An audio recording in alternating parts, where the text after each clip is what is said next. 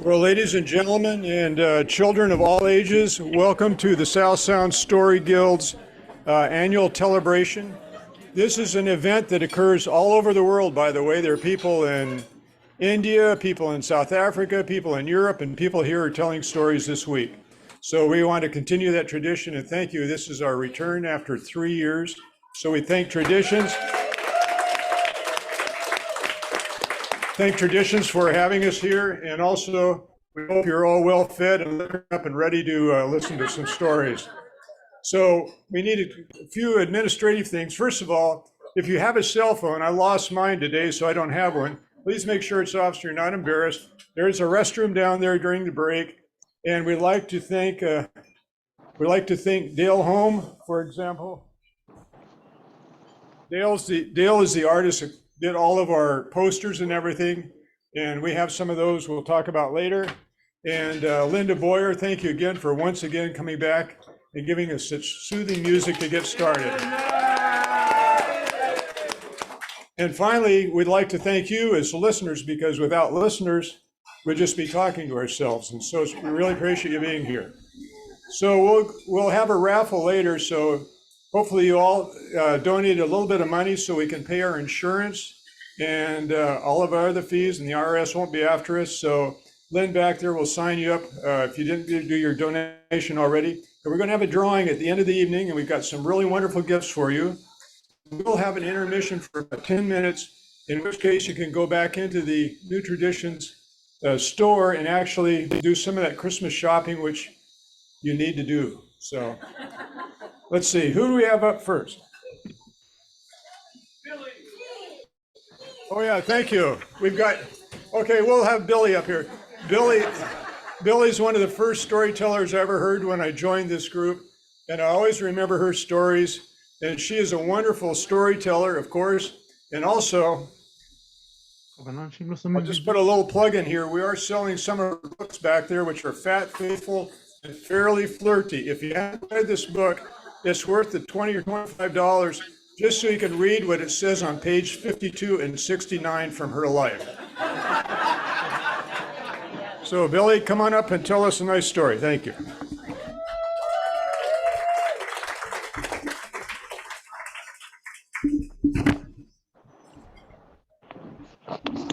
About the right height. That's good. That's fine. Oh my, it's been so long. People, actual people, welcome. And the day after Thanksgiving, are you full of turkey? Well, I know you're full of something. I'm full of something too. Well, that's kind of what I want to tell you is a turkey story. And I've told turkey stories before, but this is a new one. Ooh. Yeah. I won't begin at once upon a time because it's not that kind of story. It's a story about my friend, Mary Jean Carmichael. And I don't know if you ever knew Mary Jean. She hated Mary, so she always went by Jean. She was an only child of only children, never married, a school teacher, and later an Episcopal deacon who sang the rowdiest, raunchiest camp songs you ever heard. Of course, I don't remember any of them. Sorry. But Jean was always a teacher. And it was good because she knew everything about everything, and especially the right way to do things. So I invited Jean. She and I were, well, we were more than friends, less than sisters. I was her caregiver for many years, did her grocery shopping, took her to the doctor, did lots of things. We always had most always had a good time. I told her just before she died, the hardest thing I ever did was to mail her 2016 ballot. We were not politically aligned. And her response was, "You did mail it, didn't you?" I said, "Yeah, I did." Anyhow, Jean was quite a character, and we almost always have guests for Thanksgiving, whoever's around and needs some place to come. So this particular Thanksgiving, I invited Jean to come and have Thanksgiving with us. And she said, "You're having turkey?" And I said, "Oh, yes." And she said, "A whole turkey with legs?" And I said, "Well, yeah." And she said, "I love the legs, but I have to teach you before Thanksgiving how to bone a turkey." Yeah, that's what I said. What? She said, "Oh, I hate all those bones and stringy things in the turkey leg. So I've learned how to take them out, and I will be happy to show you. So then I can come to your house and enjoy the turkey legs." You don't argue with Jean. So I said, "Okay, so when are we going to do this?" She said, "Well, you come to my house, and this is what you need to bring. You need to bring the turkey, and it needs to be thawed." "How big is it?" I said, "It's about 20 pounds. She said, "Okay, bring it, and bring a pair of needle nose pliers and a sharp knife, and we'll take care of that turkey." Well, I knew better than to argue with her, because she wouldn't leave it alone. She'd say, "Well, when are we going to bone the turkey?" So finally, I got it thawed out, and we made a date, and I wrapped the turkey up. And, it was an armful. You know what a frozen or even a thawed out turkey is like. So I put it in the back of my car and went to her house. She had her counter all cleared off. She said, "Put the bird right here." So I put the bird right there, and it's looking at us. And she said, "Now this is what you do." She said, "You take the sharp little knife and you cut around the knob of the bone in the turkey leg. And then you stick your finger in there and you reach around until you find one of those bones or tendons, or I don't even know what they're called, but they're the stringy things that, I hate turkey bones. The only thing turkey bones are good for is making soup, I think. Anyhow, so she said, "Now you need the needle nose pliers." And we got the needle nose pliers in, and she said, "Now you reach in and you reach around till you get a hold of one of those bones." And then she said, "I'll hold it down here." And she's holding it like this.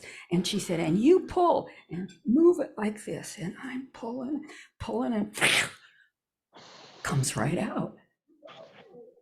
No meat on it, nothing. Well, this is cool. She said, "Okay, now you put your finger in, find another one." Do you know how many bones are in that thing? We spent 3 hours taking bones out of those turkey legs. And when we did, it was like the whole turkey just went, ugh. It had no body left. It was limp as a bone turkey. "Oh," she said, "that looks really good. Those are going to be so good." And then she wanted to know how I was going to flavor it, what I was going to put on it, how high I was going to cook it. It's like, just come, just come. There'll be turkey and it won't have any bones in it. It will be cooked. Well, then the thing was, how do I get it home? It was easy to hold when it had some structure. But now it has no structure. There's nothing to hold on to. So she gets a big long sheet of wax paper and she wraps it up. She said, "Now just just hold it like this and put it in your trunk and take it home. Well, I did that and that worked fine until I got home, opened the trunk, went to take it out, tried to pick it up like this, but it had no bones. And when I lifted it up, it slipped out of my hand. It hit the bumper and it rolled under the car.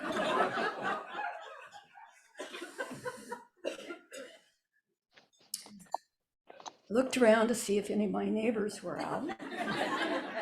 Didn't know whether I was really looking for them or hoping they were inside. And there wasn't anybody. And I thought, well, I've got 2 artificial knees, an artificial shoulder, and a bumped up foot, and I can't get down on my hands and knees and get under the car and get the turkey. So what are you going to do? Well, I thought for a while. I went up to my condo and I got my broom. And I got down far enough that I could see it. Hi. Hey, I just saw your between the message. Sorry, I was, tailpipe trimming the tree. Oh, you're already outside of doing the car. tree. So Wow. Got it going up right now. poking, Yeah. poking. Hey, are you home? I am. And of course, Oh, well, it is the offer doesn't have any valid for- bones, so it's Yeah. hard most to of them poke. are, So But I finally got it moving. And I got it Holly, over can you put and I Ruth's got it mic on out. mute? And I picked it up and I held it like this. Like a baby, like you'd carry a baby. And I carried that baby, that, well, we don't have a gravel driveway, but there was some stuff stuck to it. So I put it on the counter, turned it over, looked at it, started picking out the gravel pieces and leaves, and then I brushed it off, and then I washed it off. And the next morning, I cooked it. And we ate it. And until now, as long as you don't tell anybody, they never knew.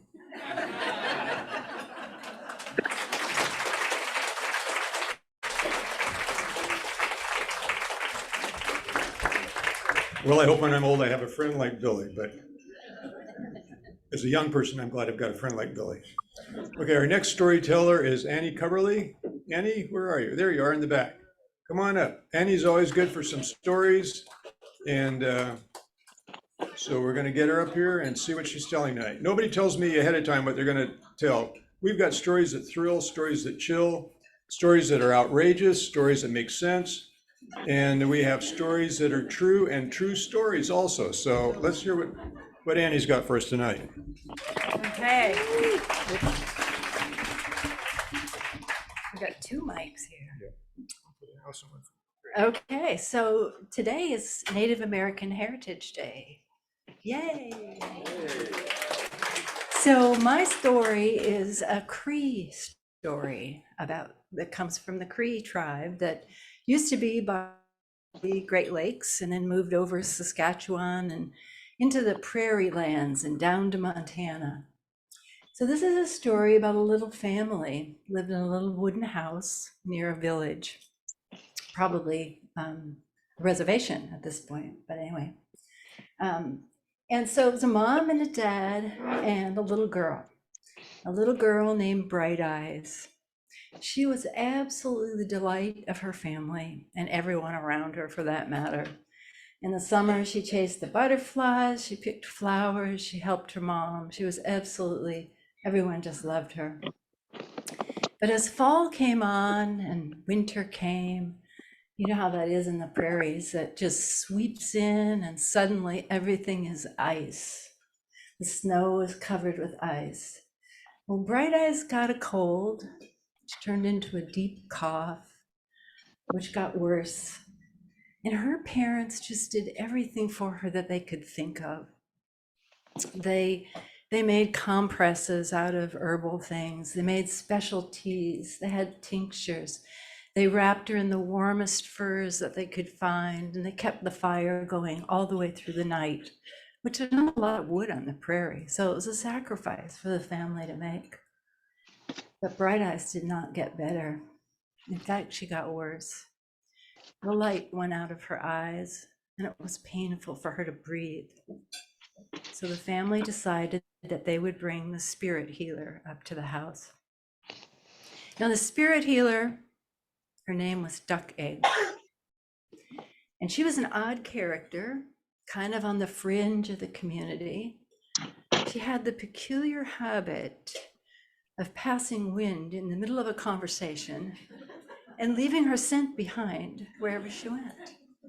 But people believed in her. She had some special powers, so they brought her.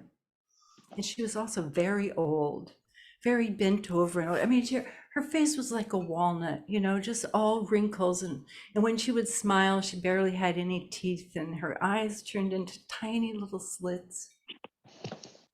But she hobbled her way up to the place and came over to where little Bright Eyes was under all the furs. She pulled back those furs and laid her ear on little Bright Eyes' chest.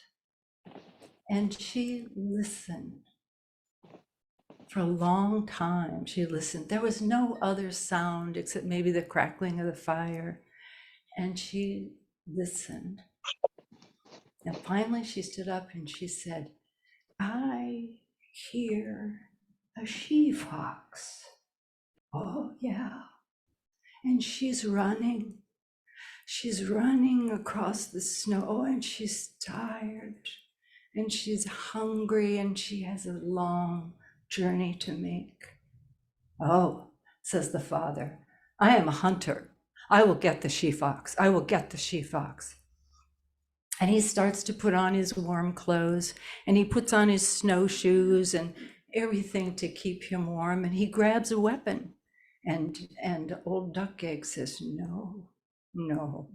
So no weapon. And he goes out across the field, the brilliant white snow and the freezing weather.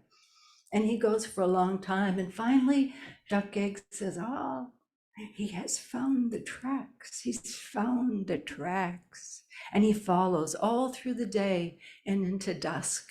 And by then he's cold and he's tired. He builds a little fire.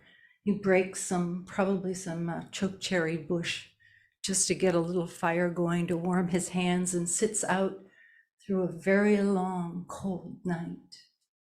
But across from the fire, he sees a couple golden eyes watching him. And old Duck Egg back at the house says, "Ah, he has seen the fox. The fox has seen him." So the night goes on, and as sun rises, he gets up and he sees that the fox has gone on. But he sees now that the trail is starting to be slower. But back in the house, Duck Egg listens, and she listens more, and she hears the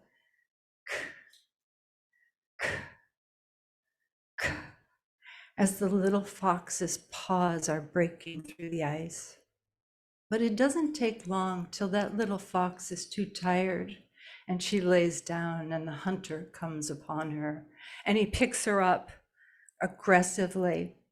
And she says, the little fox says to the father, "I'm so tired. Why are you following me?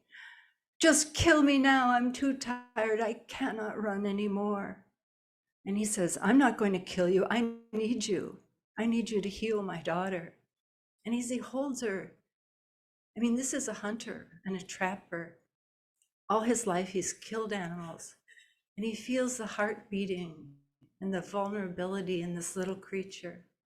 And he tucks it in his coat and starts back. He can go faster now, and he's making his way across those icy fields. And old Duck Egg says, "Oh, he has the she-fox. He's coming, he's coming." And little Bright Eyes is still pretty much comatose, not really, just still having a hard time breathing. He breaks into the house about dusk, and Duck Egg says, "Give me the fox, give me the fox." And she takes the little she-fox and she puts it in the bed next to little Bright Eyes.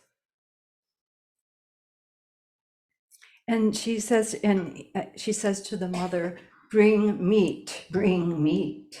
And so the mother runs over to the stew pot where she's been cooking a rabbit for a long time, peels off a little bit of sinewy meat and brings it over to the little fox. And the little fox perks up her head, sniffs the meat, and eats and eats and eats every bit of meat that she can get.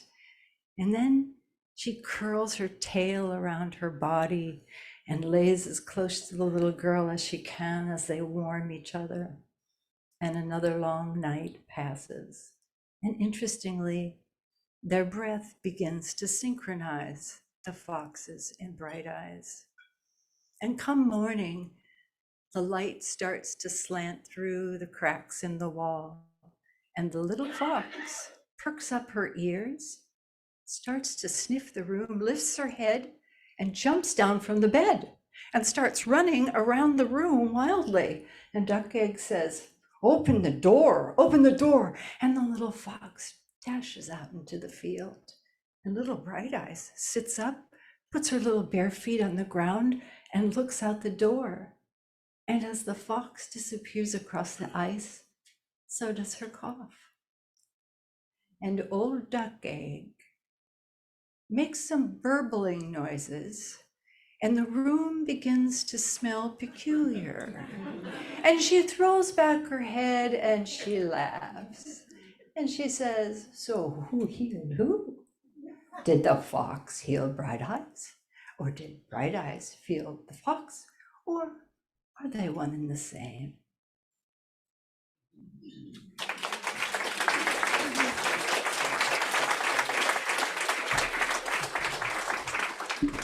Now that's a mystery. Our next storyteller is actually a comedian in making. I think you can call him that. Mitch Nelson, my roommate at Fanning the Embers for many years. Tells a lot of great stories, but he's also does a lot of stand-up comedy here in Olympia. So Mitch is coming up, and we'll see what kind of a story he has for us tonight.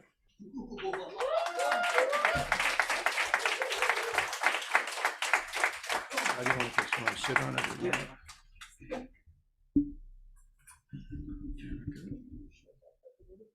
There, I got it back. There we go. Feels right. Okay, I'm here. We're here. Look at all of us. I was just staring at these baskets behind me. Aren't they beautiful? Somebody's really good with their hands.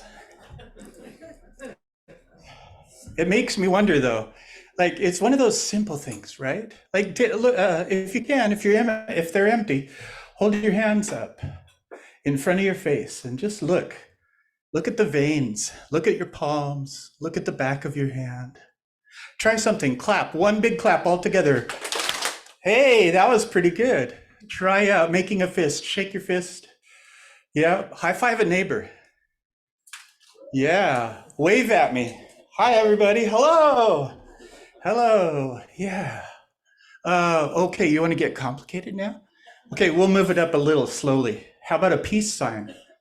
Let's see, a peace sign. Yeah, that's really good. You guys are good at this. How about the kids are all doing this? Can you do the heart sign with your hands? Yeah, mine looks like a Star Trek guy. Because at this point, you guys are all just making fun of me, doing things with your hands that I can't do. You all lost me at hello. Just kidding. So I had to kind of tell you that way so that you don't feel bad for me because I got a little sneaky side. So it was one of these days a few years ago, I got one of those games. It's a VR game, virtual reality, and you put a headset on and you're supposed to be able to play, you know, moving your things around, and when you move your head, like everything, yeah, it's really fun. But I couldn't run the controllers. They weren't built for my hands. And what really got me depressed was when I looked up the options for that, how to fix that, they said, oh, there's a hand recognition system. And so I thought that was cool. So I put the controllers down and held my hands in front of the gizmo, and nothing. According to Meta Corporation, Facebook, whatever the company that made this, these are not technically hands. So I texted my nephew, and I was sad, and he had time, and so we were talking, and I was like, it's just terrible. And I go through waves of this, like I adapt most days and feel fine. And really, though, that day I was just depressed, and I told him about, how horrible it was. And he tried to point out the good things, like, when, Uncle Mitch, when you walk into a room, people see you and they know you, they recognize you, and everyone says, hi, Mitch. And, it's really cool to be recognized. And I was like, yeah, it's true. But also technically everybody's staring at me all the time. And so I just couldn't be consoled. And he was like, well, I gotta go. It's really late at night, but I'll just tell you this, Uncle. If I could, I would trade hands with you in a minute. And I thought, oh, what a sweet kid, right? Isn't that just the sweetest? And that's all I remembered of that conversation until the next morning I got onto Google and I was scrolling through things, and that thought came to mind. And it turns out, now this is a sad part of the story. The wars in Afghanistan in the 90s, there were a lot of what they call IEDs. Those, I can't remember even what it stands for, but they were bombs. Yeah, just bombs. And they would end up taking whole arms and legs off of these soldiers that came across those bombs at the wrong angle and at the wrong time. And sadly, and also because there were a lot of people to practice on, the medical community is now actually good at doing full arm transplants. They can make the nerves and they can make the muscles, they can get everything to line up. So I texted my nephew and I said, you're an organ donor, right? Well, of course he was and had been for many years. And I said, that's cool. So remember what you said the other night, that you would switch arms in a heartbeat. And he said, well, yeah, but I meant like, well, anyway, he kind of backpedaled a little, but, I said, okay, but no, what I'm talking about is like a regular organ donor. Like if you die, do you want to donate your arms to me? And he said, sure, of course, if there's an accident, whatever, of course I'd do that. And so we got up, found a lawyer and talked over some of the medical options, and we got it all laid out and written out. And he made a little living will, and his arms are going to be mine. And I thought that was really sweet of him. And about a week later, I said, hey, let's go rock climbing. And so we did. We went rock climbing and we had a great time. When I was going up, he mostly just kind of had to pull me while he basically hoisted me to the top of that cliff. It was pretty cool. Got to the top and I saw, how far down it was, and it was pretty scary. And I thought to myself, this will do the trick. And so he started climbing. And that meant that it was only the two of us. So that meant I was on belay.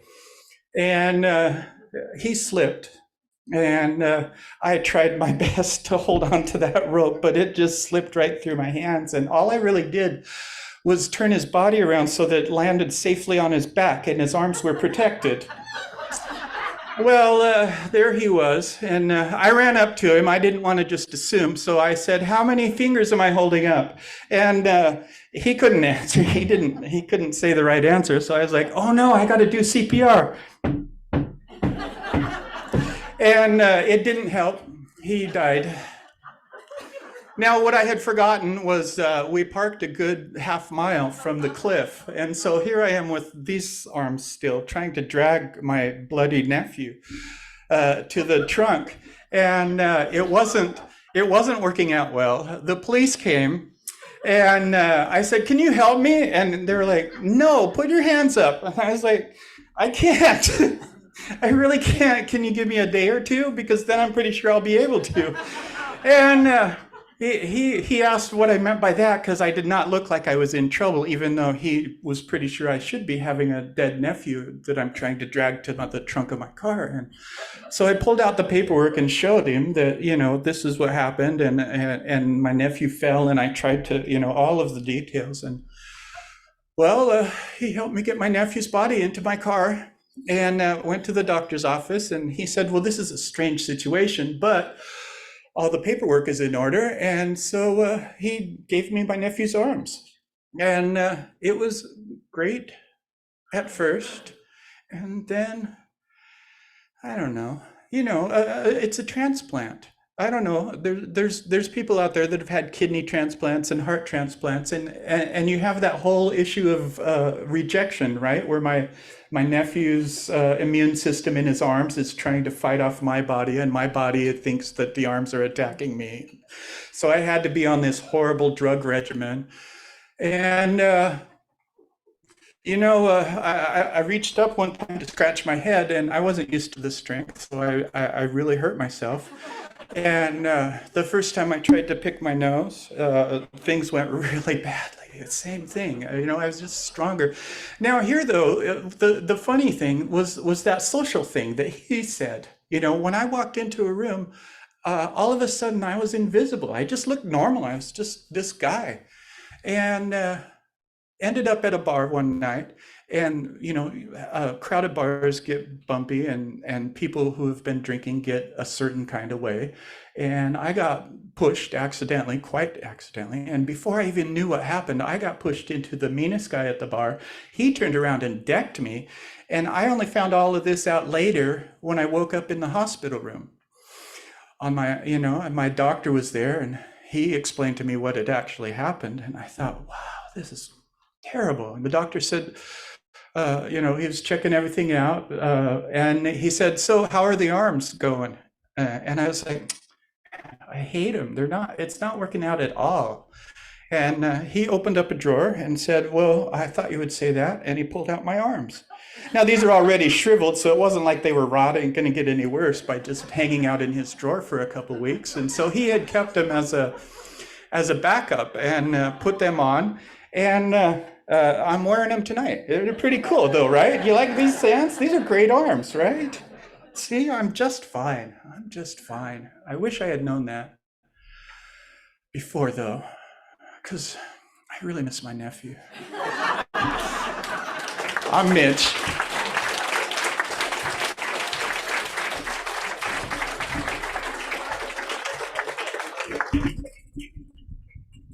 Thanks, Mitch. Well, as I said, we have a lot of different kinds of stories here. And some of them are absolutely outrageous, and some of them are absolutely not believable. But anyway, thank you. So the next person up telling a story is Randy Moe. And Randy and Billy were the first two storytellers in Olympia that I ever heard. And I'm not going to repeat the story that you told, but it had something to do about Adam and Eve. I always have to say that. So let's hear what Randy has tonight. Thank you.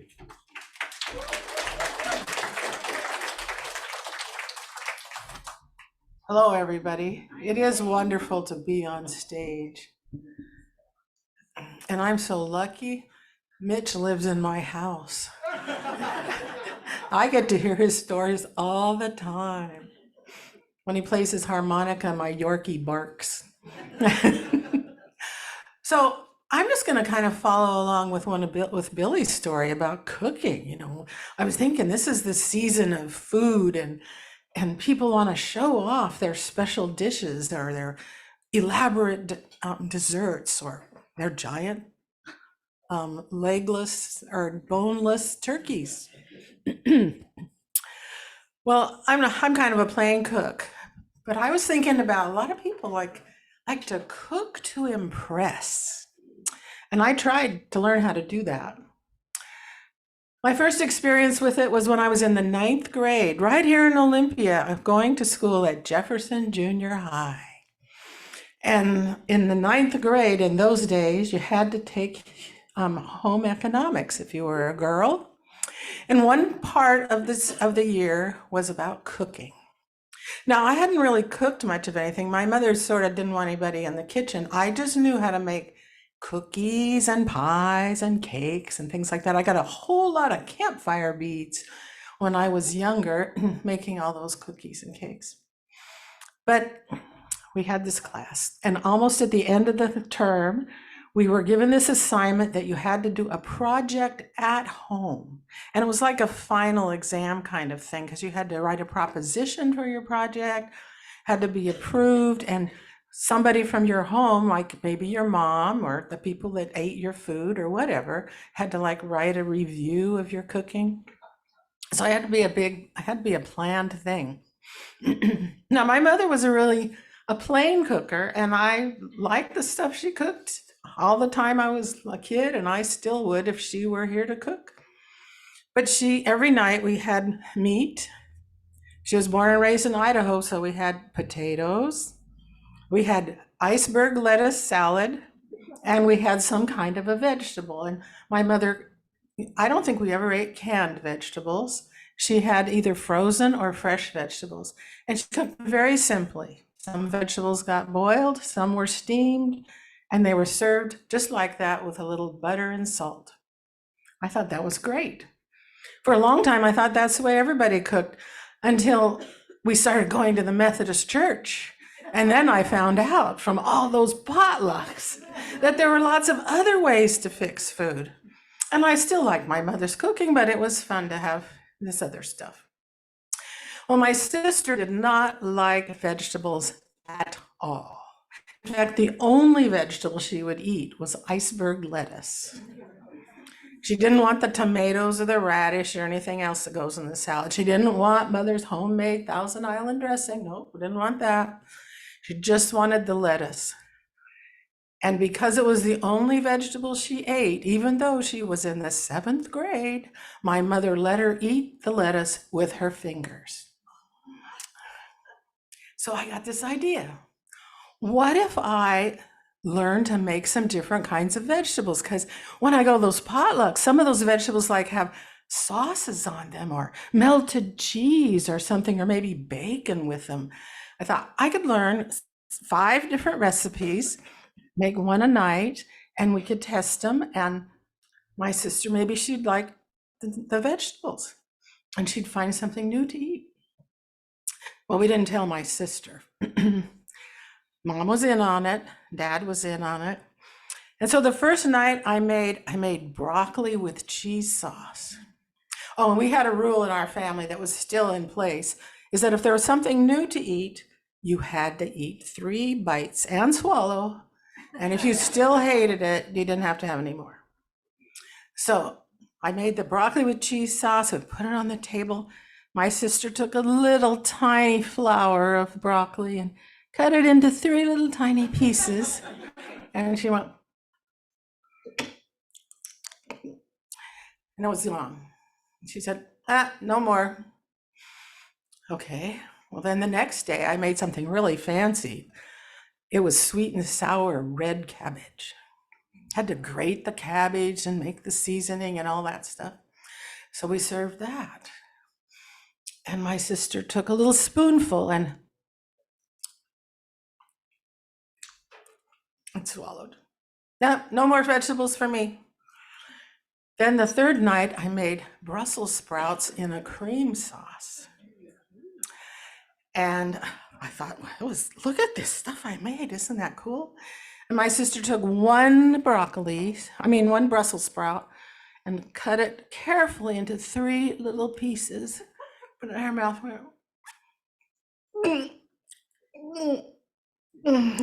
and jumped up from the table, ran to the bathroom, and puked.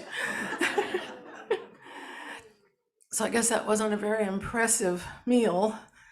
My dad, who never said anything bad to my sister and me, said, "Oh, Randy, it was so nice of you to make these foods." And my dad and mom and I actually ate the other 2 nights of food.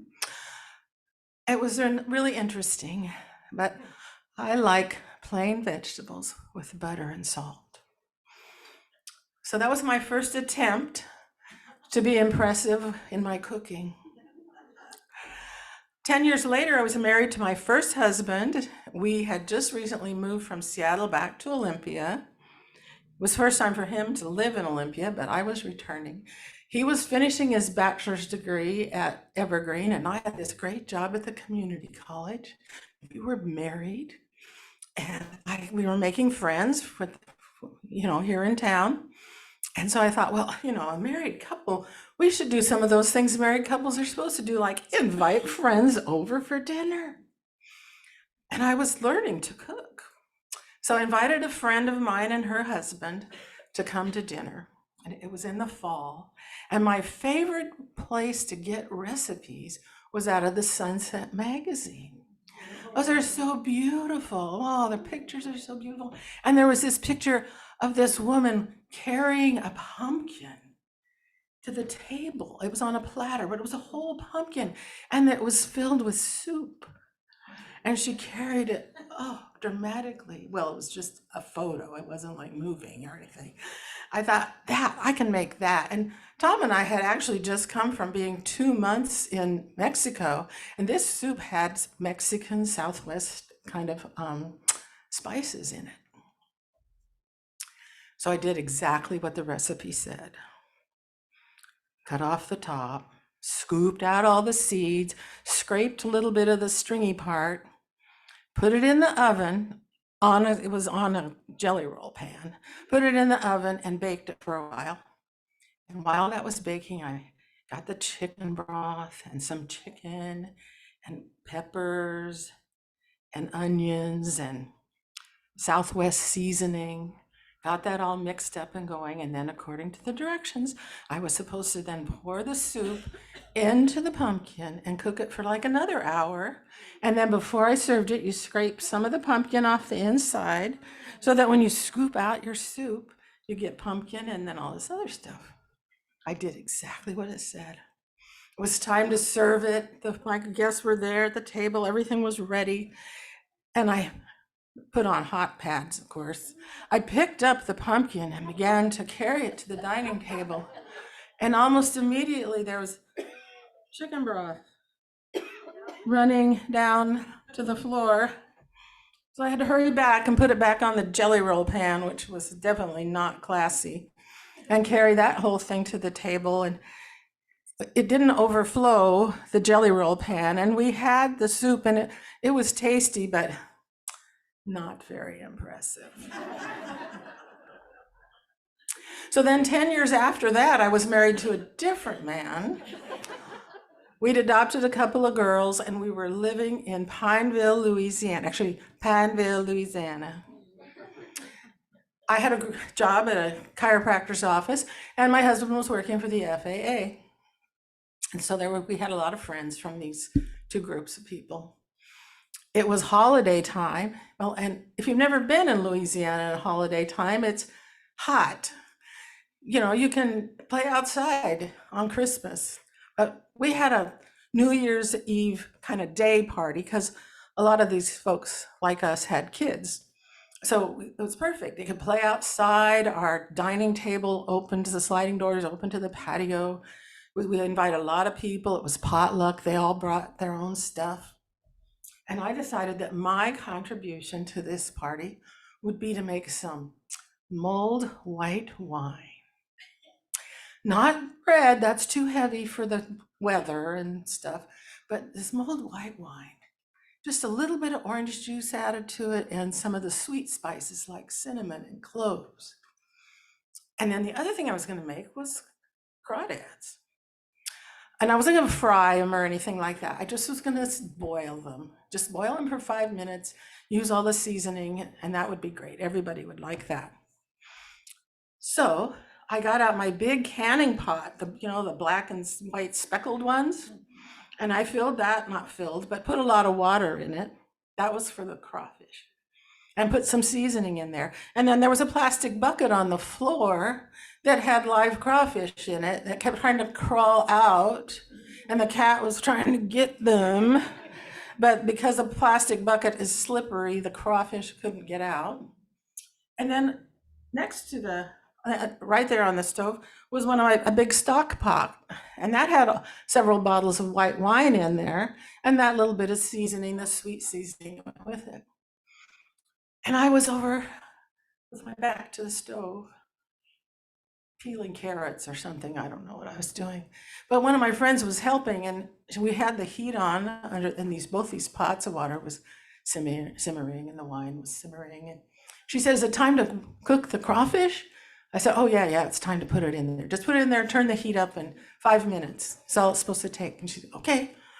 I heard the crawfish go in, and I was still peeling carrots.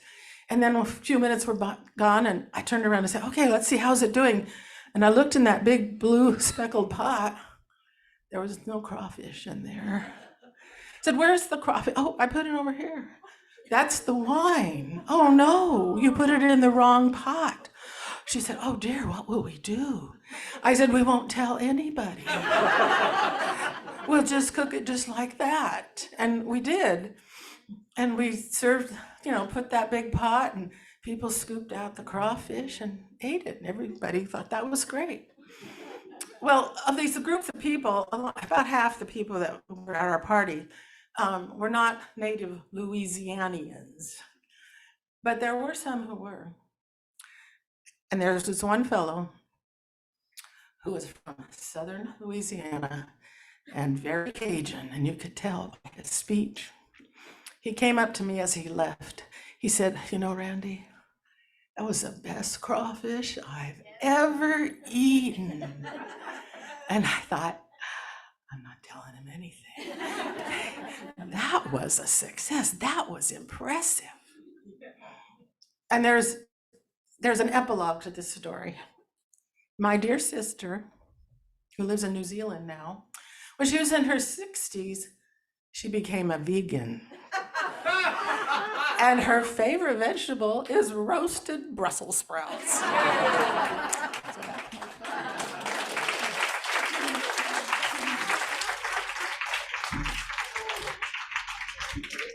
Randy tells the greatest life stories from her life, and I'm thinking, man, mine's been pretty damn boring, But anyway, so thank you, Randy. So next up, we're going to have Toby, who's going to tell a story, starting with, I think, Musashi. Toby's a taiko drummer, mandolin player, and probably the best fly fisherman you've ever seen. I don't know how much she catches, but she's a fly fisherwoman.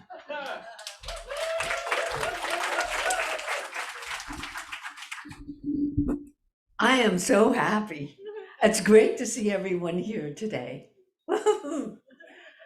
I recently came back from a journey to Mongolia. This is a Mongolian folktale, and it is called The Horsehead Fiddle or Morinkur.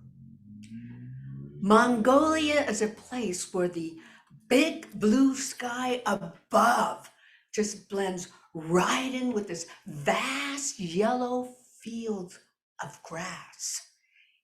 In one continuous swoop, there's no seam. It's where you will see sheep and wild horses and two-humped camels just grazing freely wherever they want to, because there are no fences. This is a story of a young shepherd. His name is Sukor. Sukor is a nomad. He lives in a yurt. Every morning he gets up, puts on his tattered jacket, his leather boots, and he drinks a bowl of lamb broth with mutton dumplings.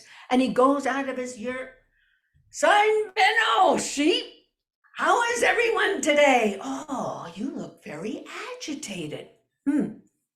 I will sing you a song." Because you see, Sukor, he loved to sing. He loved music. So he would sing of the sun and the moon and the stars and the vast grasslands. "Oh, now you seem very calm. Great." And then he would daydream. His daydream was that one day he would have one of these Mongolian ponies.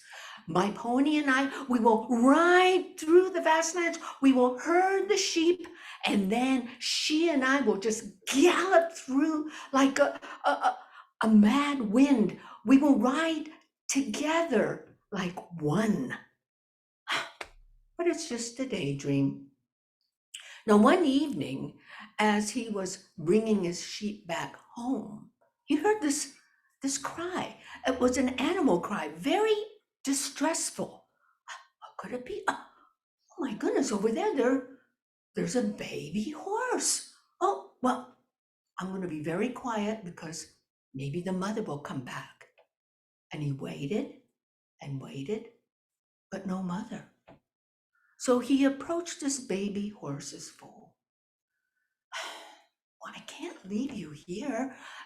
The wolves are so vicious. I'm going to take you back to the yurt. And I remember my grandmother, M.A., saying, always help those that are less fortunate. The touch that sparks kindness. So he took care of this baby horse, and the horse became from foal to coat to a strong mare. Oh, every morning Sukor and his horse, which he called Boar, which means brown, because in Mongolia, they named their horses by their color. He and Boar would herd the sheep, and then they would ride together across the grasslands like a mad tornado together as one. One evening, he was sitting by the campfire, and this is when all his shepherd friends would come and join him, and they would talk about the day. His very good friend Uzi said, hey, Sukor, I heard that the governor is going to be hosting a horse race. You and your horse should enter. You have the fastest horse in all of Mongolia, and the winner will get a bag of gold coins.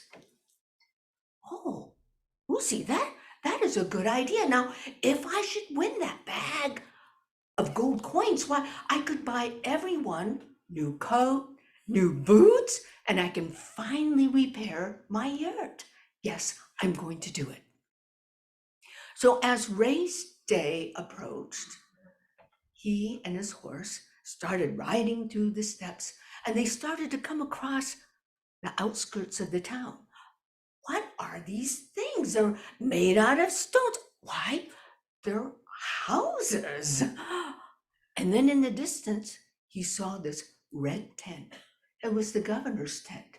So he rode towards it, and then, boy, did you see? There must be 50 riders out there, and they're noblemen and warriors. Look, the horses are black and yellow and white, and look what I'm wearing.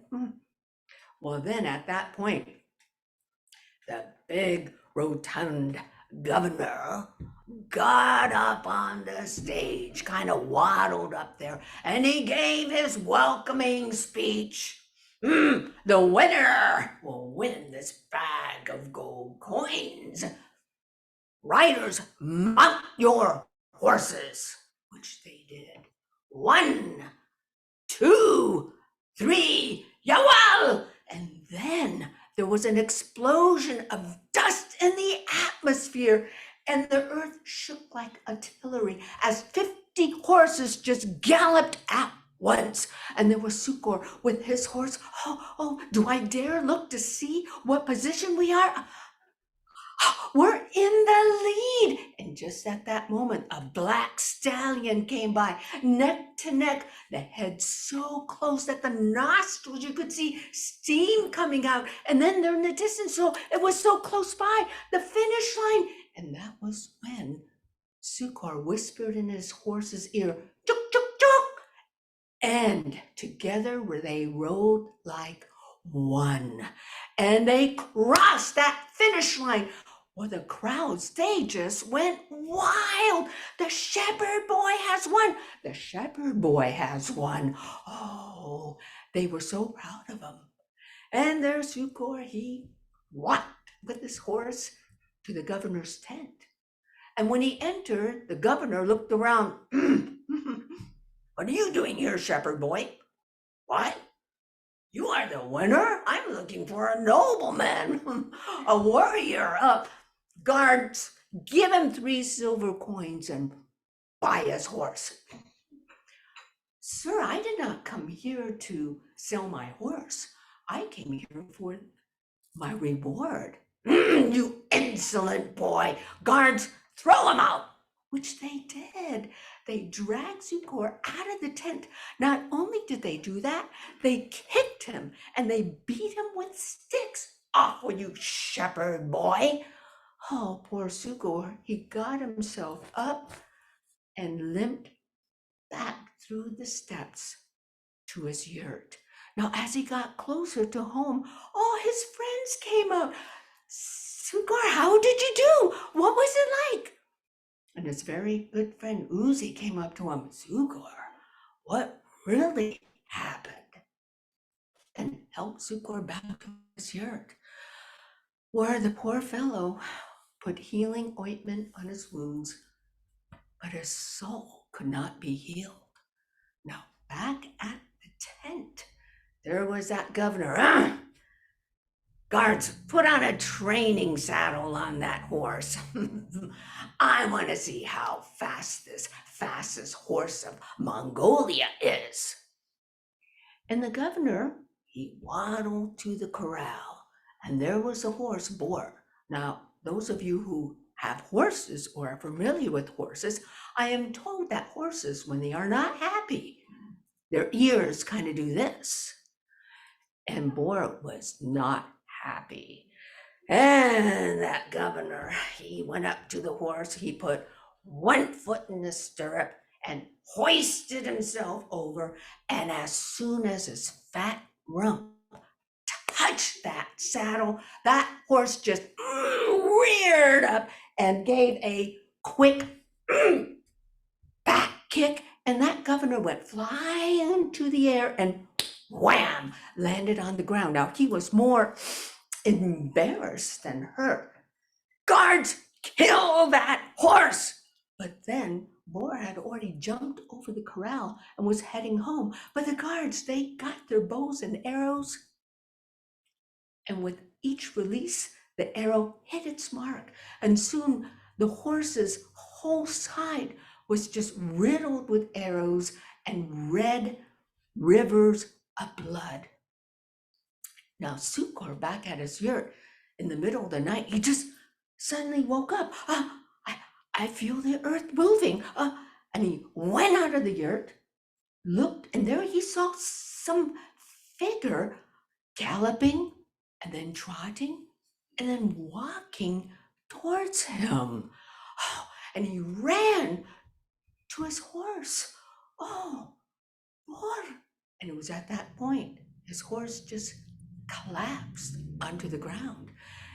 And Zukor gently took hold of Boar's head, put it on his lap, and his horse, Boar, looked up, gave one last breath, and died.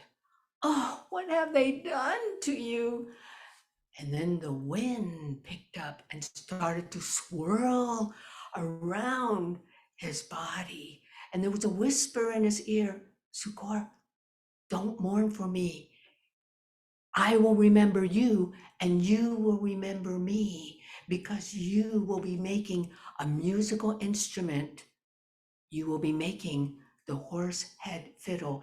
Every time you play this fiddle, you will remember me. And that's what Zukor did.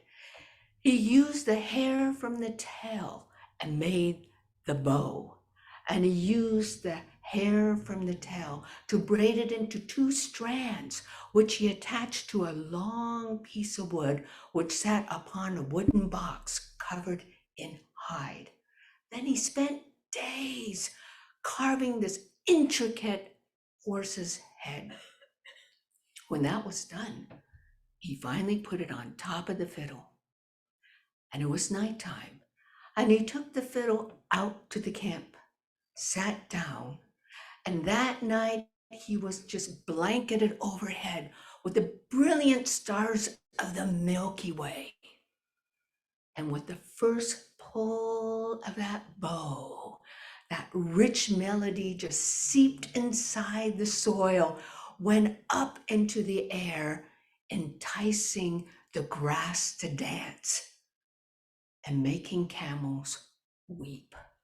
And soon his friends came out of their yurt and joined him around the campfire, and they sang ancient songs. And soon others started to make the horsehead fiddle or mournfur. And their melodies filled this vast grasslands in Mongolia.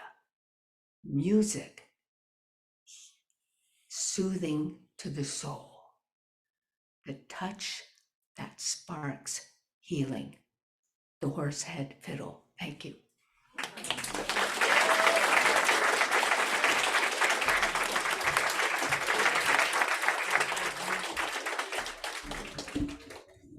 Thank you, Toby.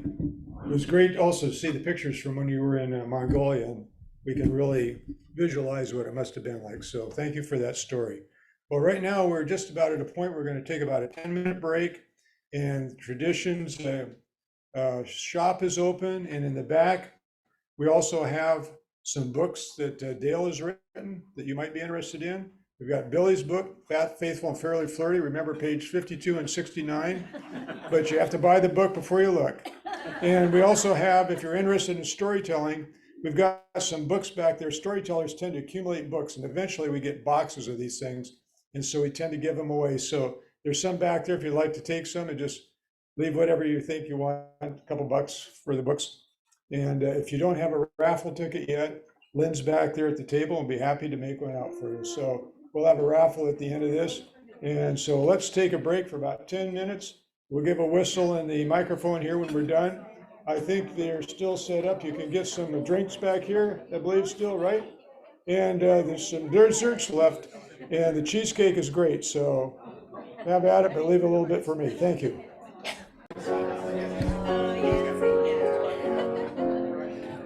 Okay, has everybody gotten that dessert we advertised and said was so wonderful and enjoying it? So once we get sort of settled back in here, we'll get started with some stories again. So don't rush, but please hurry up.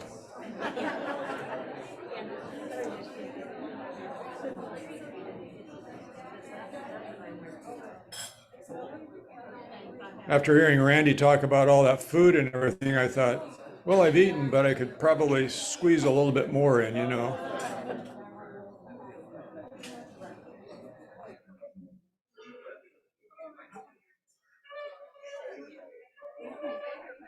Well, just a reminder, we're going to have a raffle at the end.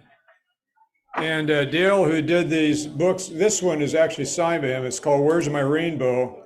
And it's something about Dorothy and Oz and what happened after Oz, I think.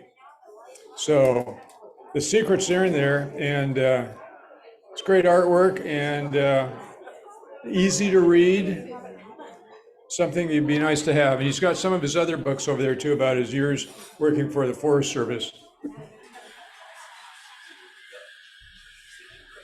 So we're going to have a good raffle. So is everybody kind of back at their tables and ready to go? Okay, here we go. Nice talking to you, and we're ready for a story. So the next storyteller is Sandra Nyman. Sandra used to teach storytelling down in the Bay Area and has come up here and slightly brought our storytelling up a couple of notches, so we appreciate that. And tonight she's got some stories for us. Thank you.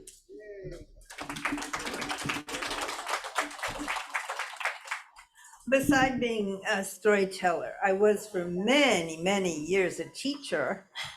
And then when I moved up to Washington, I took a little break, but I started missing the kids like crazy.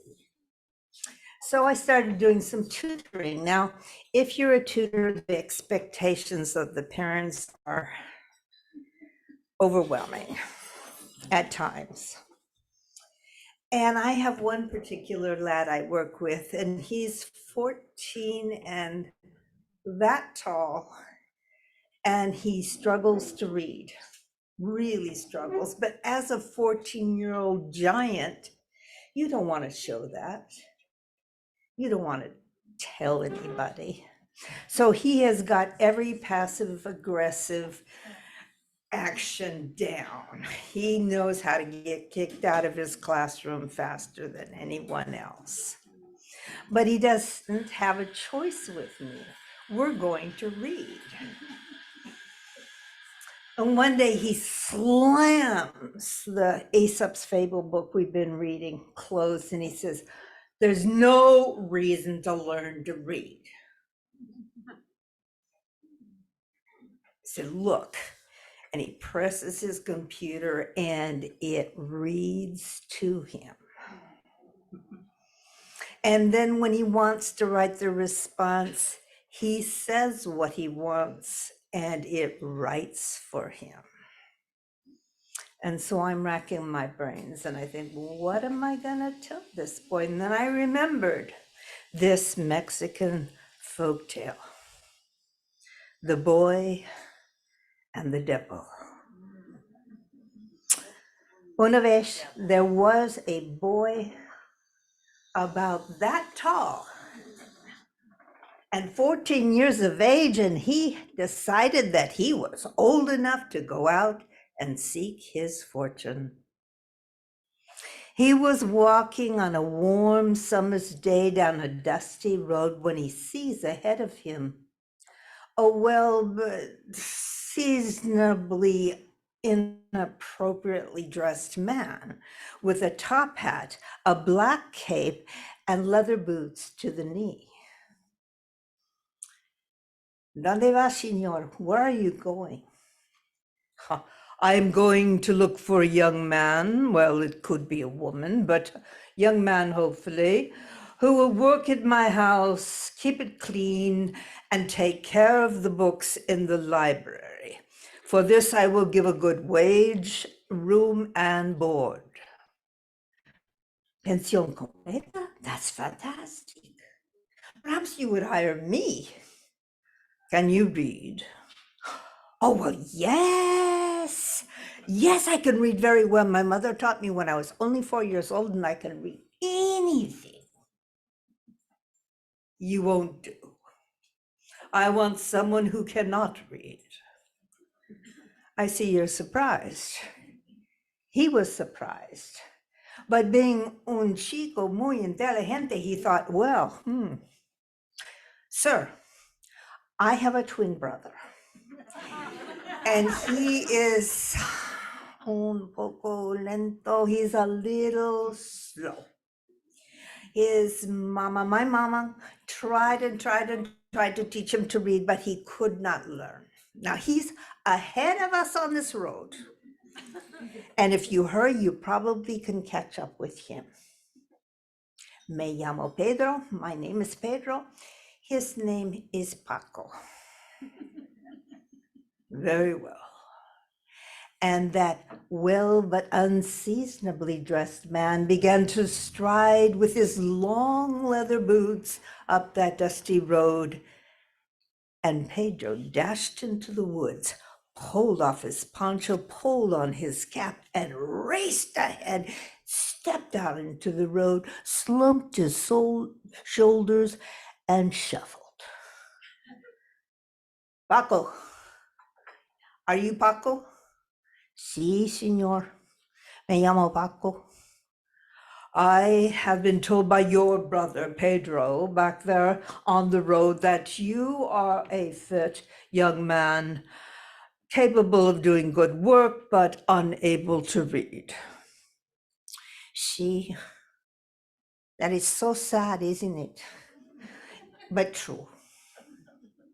"Well, now you would meet my needs completely. Come with me. I shall give you room, board, and a good wage."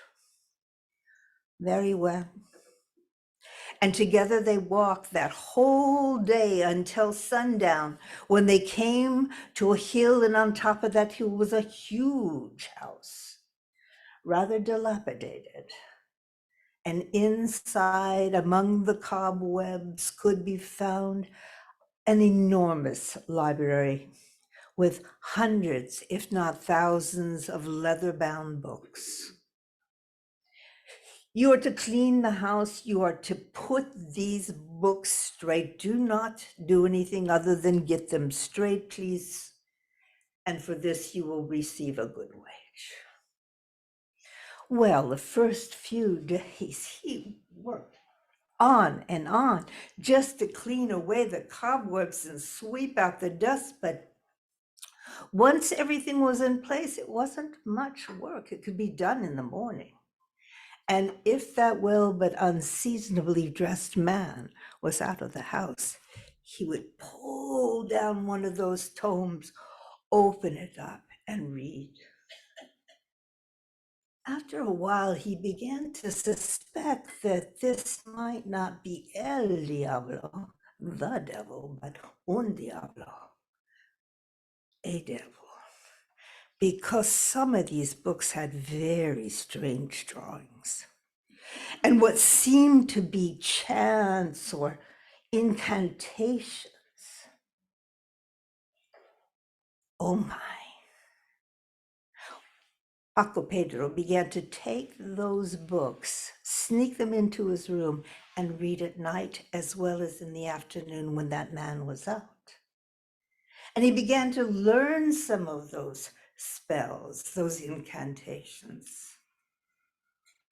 And then in the morning before the man was up, he would return the book and take the broom and sweep. One afternoon, Paco Pedro was so engrossed in a particularly enormous book, almost impossible to sneak into his room. He did not hear the man return, did not know he was in the room until the man called, "What are you doing? Are you reading? Have you lied to me? Are you a scoundrel?" And he reached out and he grabbed Paco Pedro by the hair, and it was pulling him up. And quick as a wink, Paco Pedro said an incantation and turned into a mouse and scampered away. Quickly, that man turned himself into a cat and came after him, reached out with his claws, grabbed his tail, and Paco Pedro turned himself into a dove and flew up into the rafters. And that man transformed himself into a hawk. And he soared above and distended his legs and was just about to put his talons in the back of that dove when the dove turned into a turtle, shoom, and hit the ground. Now, that man who might have been the devil or might have been just a devil turned himself into a leaf, thinking it was time for a bit of reflection. And he floated down and landed on the ground. And the turtle walked around him once and twice, and then chomped him to bits. It was easy to swallow, which is why every boy has a bit of the devil inside. And why any boy of any age who is at all clever knows that there's at least one good reason to learn to read.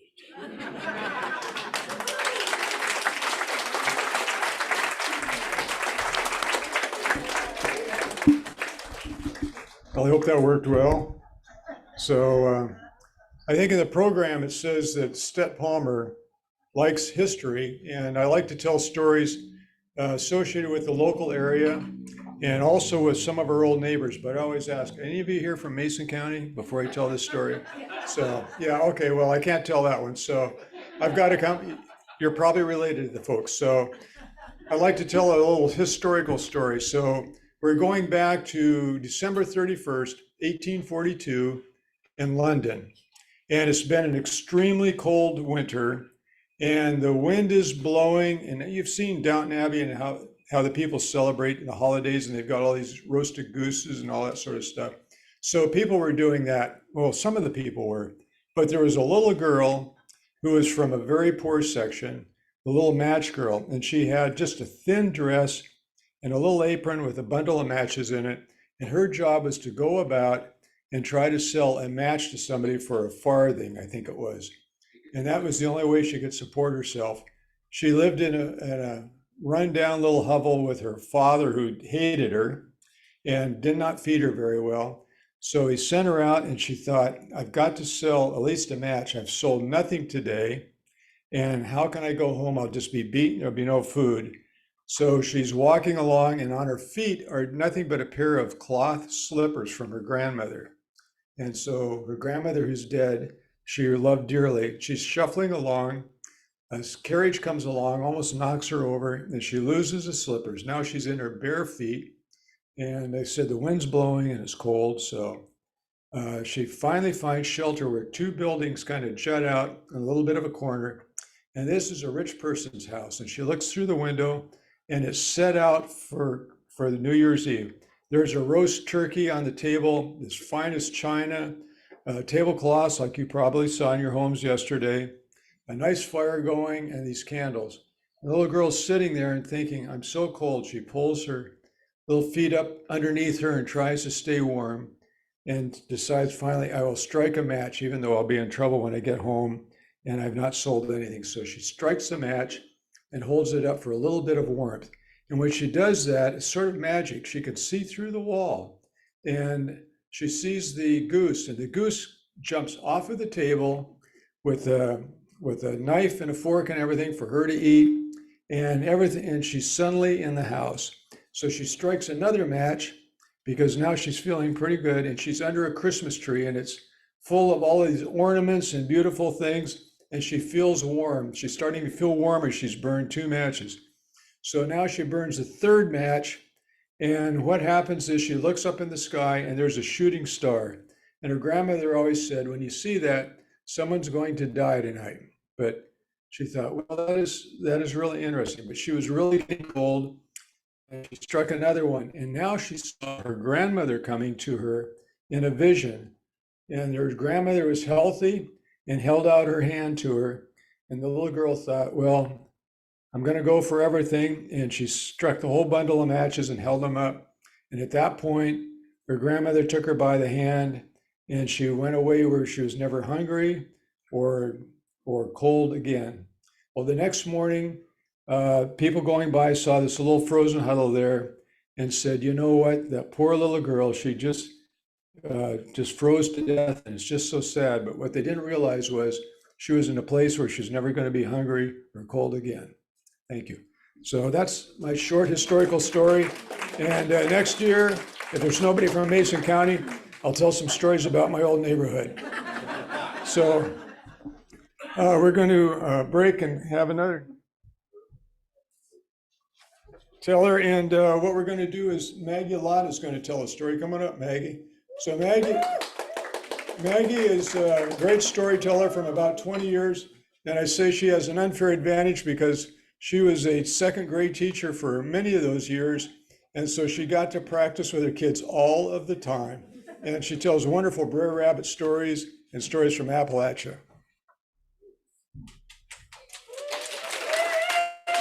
Thank you. But this story is tonight is I'm going to tell you is from Africa, and it's from Liberia, from the Yarwin Mashona people in Liberia. I read it in a book that was African Tales Retold by Julius Lester, and this one is called Whose Job is Most Important? It was way back at the beginning of time when Creator God designed the human body. And Creator God made each body part, and they all had a specific function, their job that they had to do to make the body work. The head was for thinking and planning, deciding, the eyes to look, the nose to smell, the mouth to take in food, the teeth to grind the food, the throat to swallow, It was the hands and the arms that would sow and reap and gather and collect, chop and cook and stir. And it was the legs and the feet that would walk and run and climb to go get the food. And they all worked, all the body parts. They did their jobs perfectly. And the body was well and happy. But God made stomach the king. For when the hands would give the food to mouth, and mouth would take it in, and teeth would grind it, and throat would swallow, stomach would take the food, and stomach would rumble and rumble and rumble, and then send the nourishment out throughout the body to each body part according to each body part's need. And it all worked perfectly for quite some time. But, after a while, all the body parts began to notice and they became dissatisfied. Throat was the first to say, I hardly get a chance to taste the food. King's stomach grabs it right away. Mouth said, well, neither do I. I hardly get a chance either. King's stomach is so greedy. And all the body parts complained. And I said, I only get to see the food. I never get to taste it. And feet said, we do all the work of running and climbing and walking, and we don't get to see it. We don't get to touch it. We don't get to taste it. Oh, the body parts were so angry. We want a king that'll be fair. We want someone who will share. We want to all taste the food. They decided they were going to go talk to Creator. And they did. We want a king that'll be fair. We want to all taste the food. We want to show him. Creator was disappointed, sad to hear this, but he thought, and he said, I tell you what, I will come back in 3 days' time. You body parts get together, decide who should be king. And I'll come back and hear.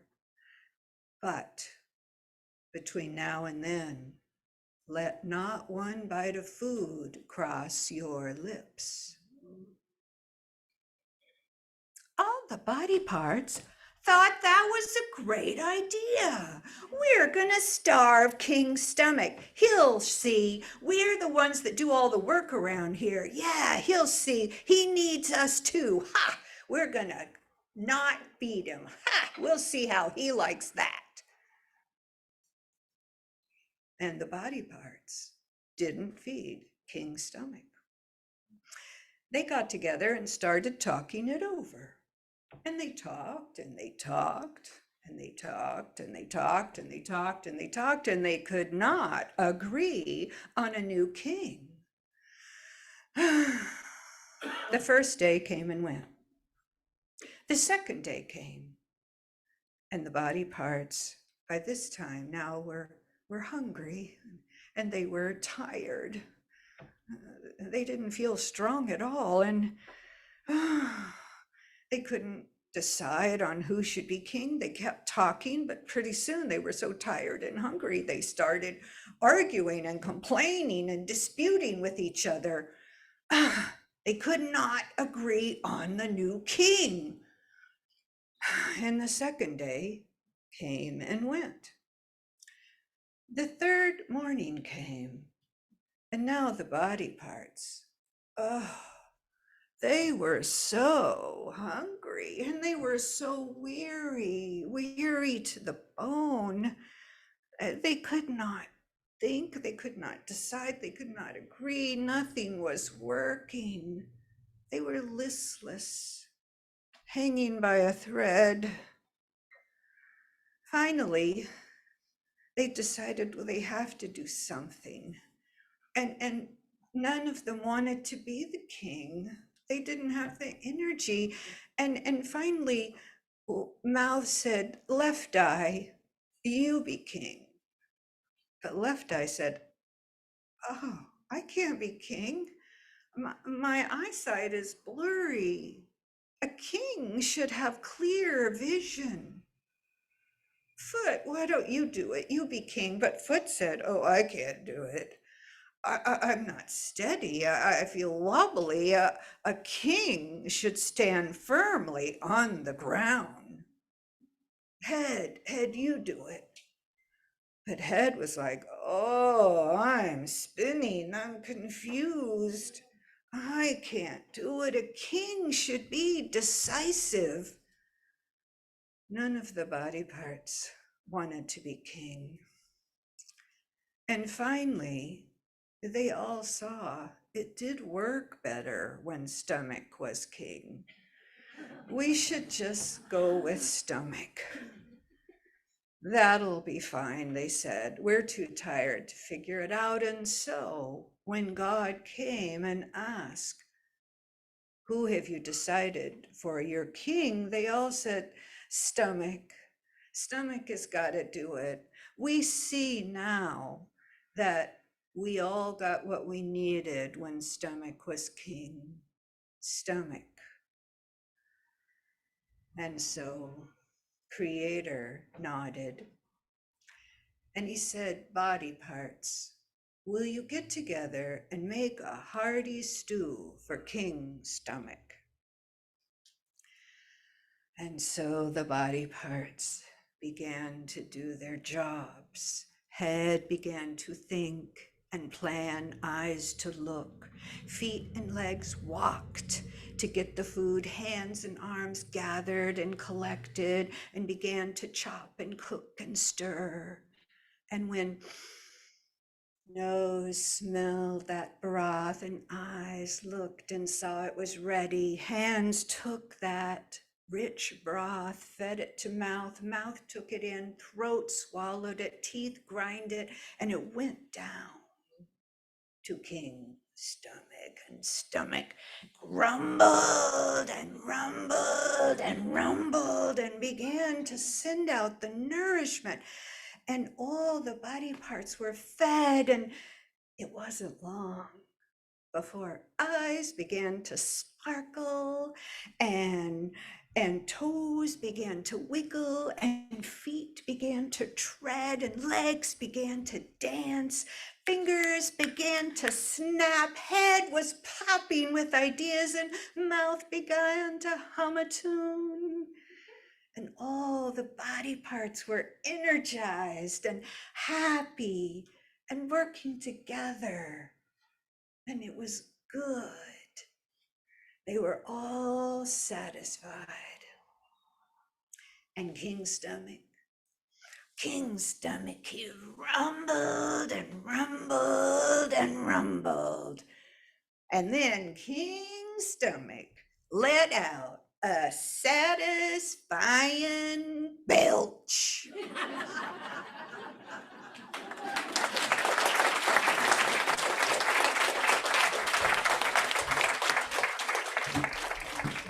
I like these food stories, so really working well tonight. So thank you, Maggie. Our next storyteller is Rebecca Holm, now from Walla Walla, came all the way over. Rebecca was a strong member of leading force in our Story Guild for many years, teacher and teller and organizer of some of our events. And so we're happy she came all the way back here with her husband Dale and their dog Rufus, who, if you look at the poster, Rufus is the one who's saying, do you have a story tonight? So we've been able to see him for a couple of days too. So we've really enjoyed that. So come on up and tell us a story.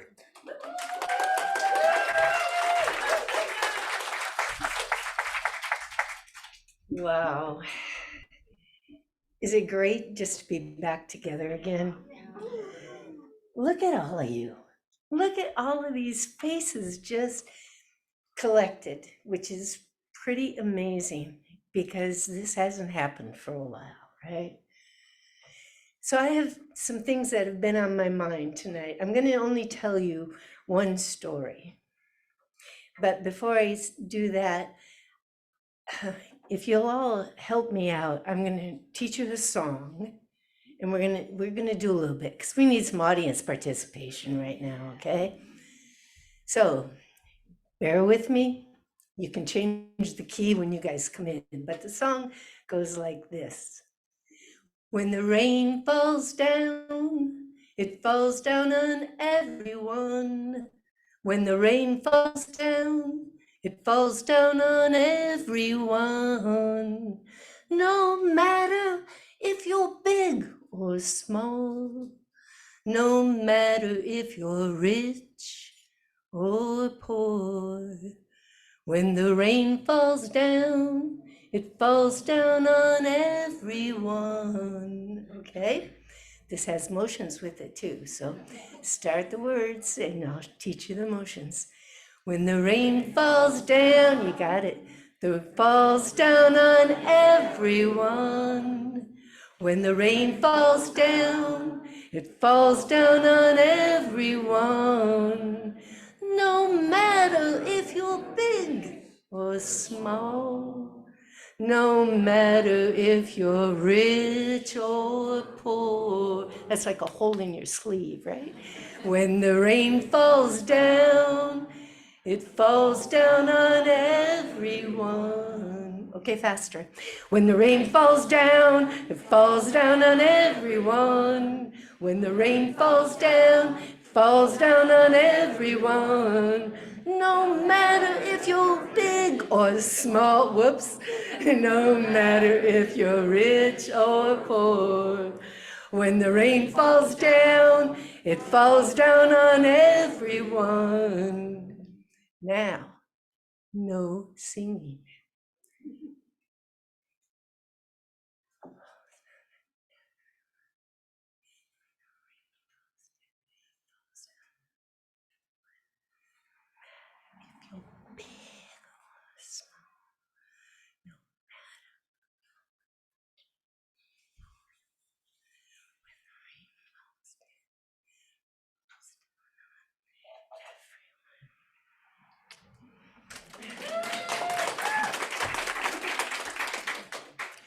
We're all in it.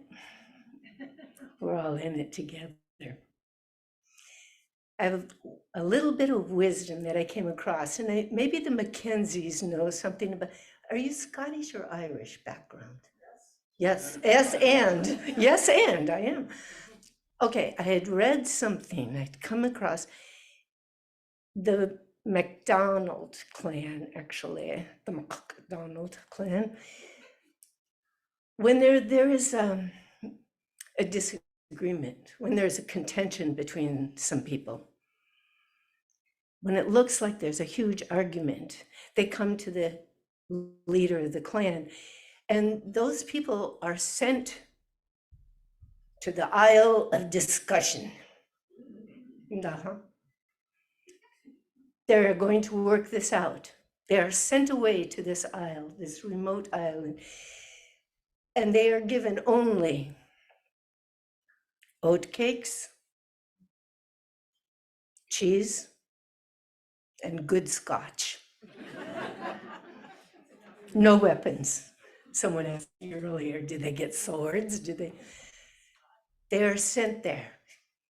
And they stay on that island together, discussing and drinking until, and eating and working it out until they have come to an agreement. And then they send out notice, yes, we've come to an agreement. And then everyone comes together to the Isle of Covenant, where it is written down that this is the agreement, this is the accord, and this is no longer a dissension between us. It seems to have worked because they say in 1,500 years, there has never been a homicide in this region. What a concept. Discussion and accord, a covenant. All right. So just this has been on my mind of how do we work with each other? How do we discuss? How do we come for everyone, right? A saying from one of the groups in Africa is, and I know that drives Sandra crazy. I can't attribute it any better than that. But there is a saying that when the elephants fight, it's the grass that suffers. Right? Got to come together. Got to figure it out. Here's the story. One day, itty bitty hummingbird was just flying along until she lay down right there in the tall grass. Hummingbird just laid down right there and put up her little legs. She lay there, still, not moving,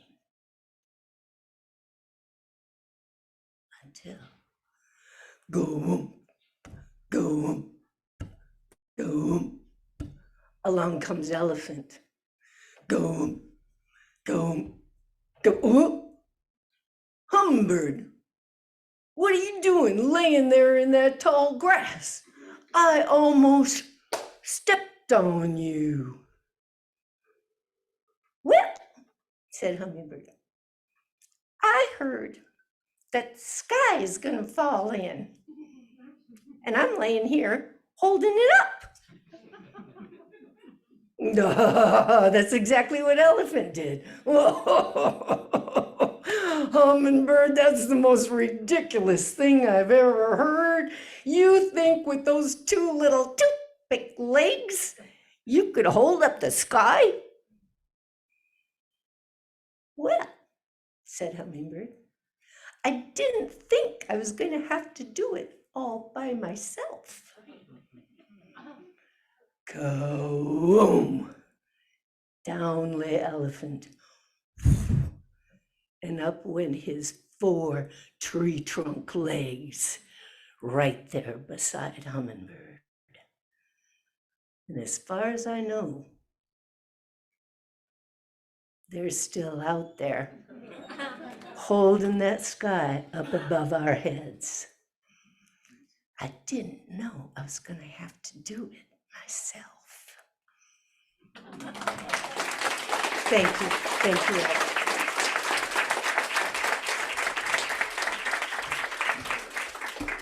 Thank you, Rebecca. Well, I think that leads us to the end of the actual storytelling tonight. And once again, real quick, I'd like to just remember to thank Linda for playing the piano, Dale for the artwork, and especially would like to thank all of you for coming to listen and to support the Storytelling Guild. So if you're not on our mailing list, we don't put out a lot of stuff, but Glenn over there's got a piece of paper and we'd be glad to take your email and let you know when things are going on. And we've got some raffling to do now. So what we did was we asked the employees to give us a few random numbers. And if you look at your little ticket that you've got, once again, thank you for making a donation to support us and have a ticket.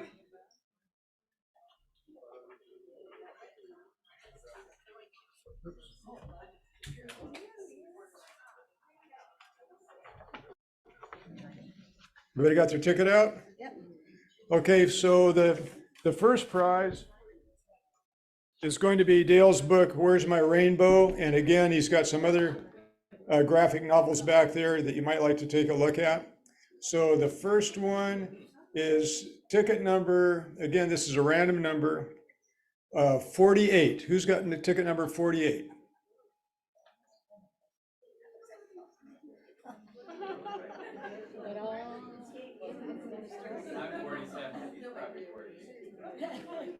No ticket, no Winnie.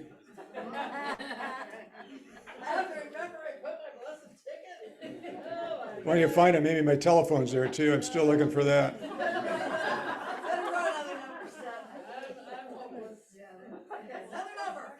48. Okay, I think it's you. You'll find it later, so I'm going to hold off on that.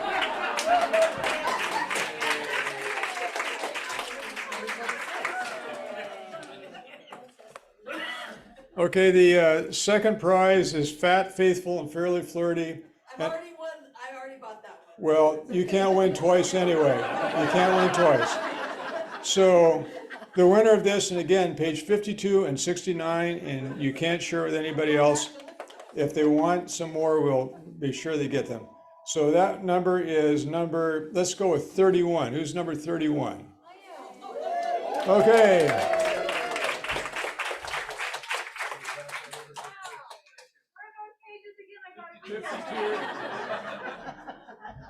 Again, listen very carefully. 52 and 69. This is part of the cognition test. And so,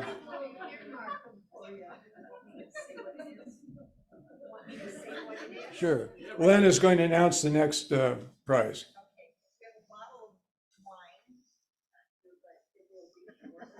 From Wine Country Walla Walla, they give them wine from by the winery. And this company contributes to the SOS of free healthcare clinics, especially for workers with wine. So that's the next one. Thanks, Lynn. That's an excellent bottle of wine. And we'll have to give it to you in the parking lot because when we came, Rebecca and Dale brought that over from Walla Walla. And we said, well, we can raffle it off. But I said, I don't know, there's some liquor laws, I think, where the owner of the restaurant might get fined if somebody comes in and they've got an untaxed bottle of alcohol. So we'll give it to you out on the sidewalk or the parking lot. So is that right? Yeah, see Rebecca outside. You've seen her. So that goes to whoever's got ticket number 19. We got a winner over there, number 19. Thank you. Okay, the final one Lynn's holding up there is a $25 gift certificate to the Traditions shop back here. And again, you don't have to stop at $25. You can buy more than $25 with it. So please take it. That number goes to, let's say, how about let me pick a number here. Again, these have all been written down. Number 42. Who's number 42? Oh, where's 42? Front row. So you can pick it up when you go back there. So once again, thank you. Did we forget to mention anything? We're going to have storytelling the second Wednesday of every month, except for August, and we're going to hold it down at the Harbor House on the waterfront down here in Percival Landing. It starts at 6 o'clock, so come on down and join us. And we also do it through Zoom if you want to look that up on southsoundstory.org. I think that's it. Once again, thank you. I hope you enjoyed the evening, and we'll see you next year, the day after Thanksgiving. Got rid of all the relatives. You're sick and tired of turkey, come on down and join us. Thank you.